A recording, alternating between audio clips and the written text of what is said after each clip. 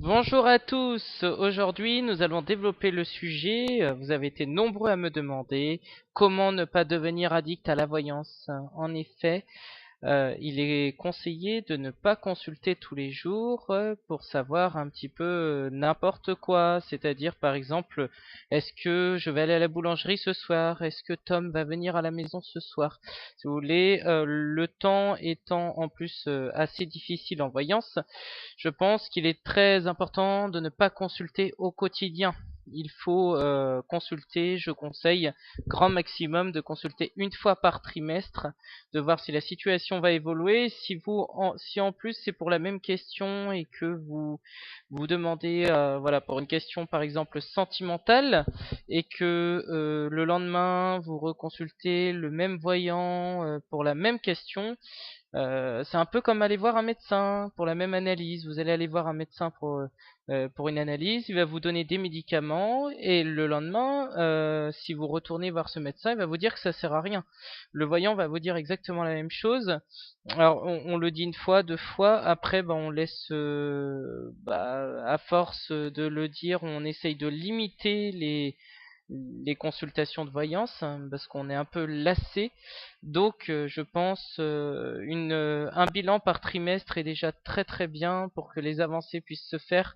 Surtout que vous savez que faut laisser les choses mûrir, faut laisser la nature se faire et faut laisser un peu l'univers travailler. Donc en consultant tous les jours, vous n'arriverez pas à lâcher prise sur vos envies et vous n'arriverez pas à travailler comme vous le souhaitez. Donc n'hésitez pas à attendre un petit peu quand c'est comme ça, et en tout cas prenez sur vous. Le lâcher prise est très important, hein, parce que sachez que ceux qui consultent au quotidien et tout ça, c'est souvent ceux qui ont une notion de lenteur le plus, qui retardent en voyance, parce que ces personnes-là ne lâchent pas prise, se multiplient d'énergie négative en général, sont pessimistes, et les personnes les plus pessimistes, et souvent ça craque forcément.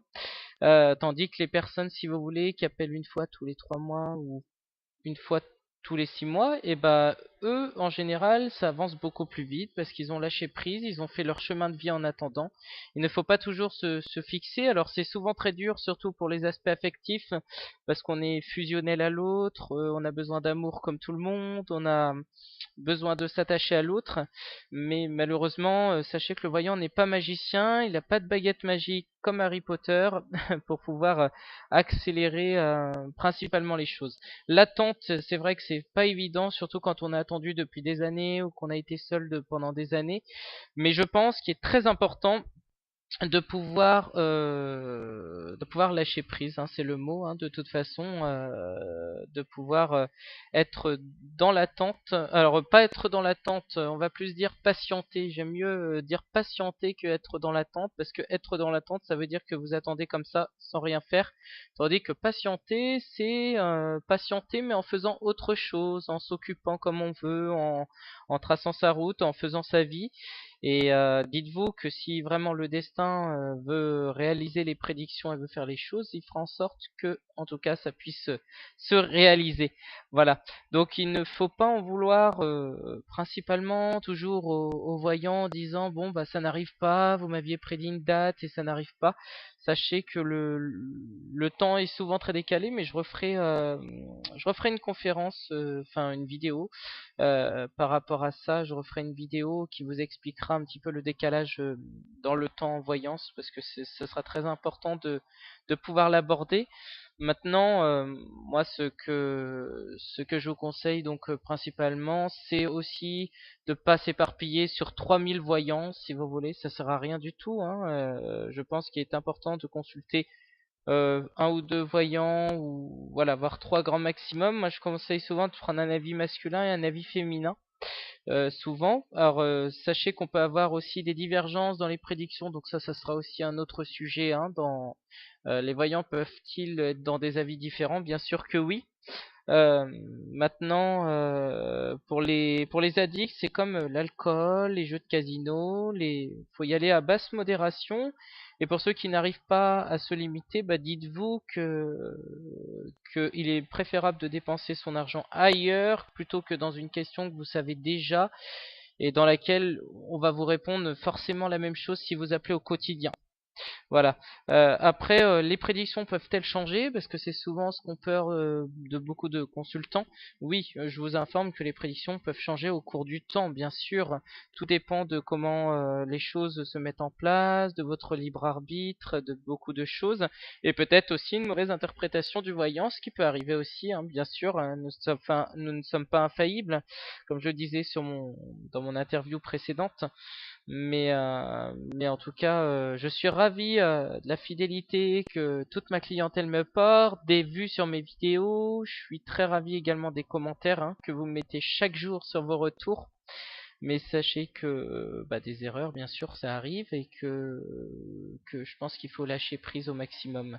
Donc voilà, donc une voyance tous les 3 mois ou tous les 6 mois, c'est très bien.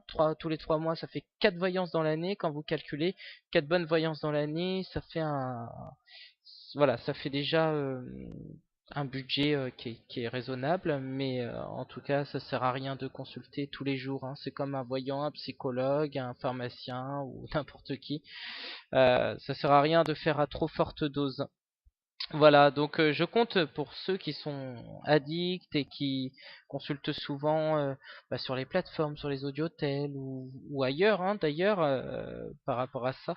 Je vous conseille vraiment d'être raisonnable par rapport à ça parce que j'ai déjà vu des consultants qui se sont endettés et ça me rend très malheureux chaque jour et c'est vrai que j'ai beau prévenir, mais malheureusement, c'est un petit peu comme prévenir quelqu'un de ne plus jouer au casino qui est addict et qui fait ça tous les jours. Il va pas arrêter du jour au lendemain. C'est comme arrêter de fumer. Voilà, une personne va pas arrêter du jour au lendemain. Alors je demande pas d'arrêter, hein, attention, je demande juste de réduire pour les addicts, parce que de toute façon on est toujours dans le besoin. Hein, je pense que tout le monde consulte. À un moment donné, il y a déjà une personne sur 3 qui consulte au niveau des sondages. Après, faut trouver la personne aussi qui vous rassure le plus en voyance. Alors qui vous rassure, mais tout en étant sans complaisance, bien sûr. Déjà voir le bilan de cette personne. Et après, moi, je vous conseille de prendre souvent la même personne, celle qui vous rassure dans vos énergies, celle qui peut vous rassurer et qui est très directe avec vous, enfin sans être trop cash non plus, mais qui peut vous rassurer en un laps de temps court. Je pense que c'est important. Voilà, mais en tout cas, je suis très ravi d'avoir fait cette courte vidéo avec vous et puis je vous souhaite donc un très bon mois de septembre.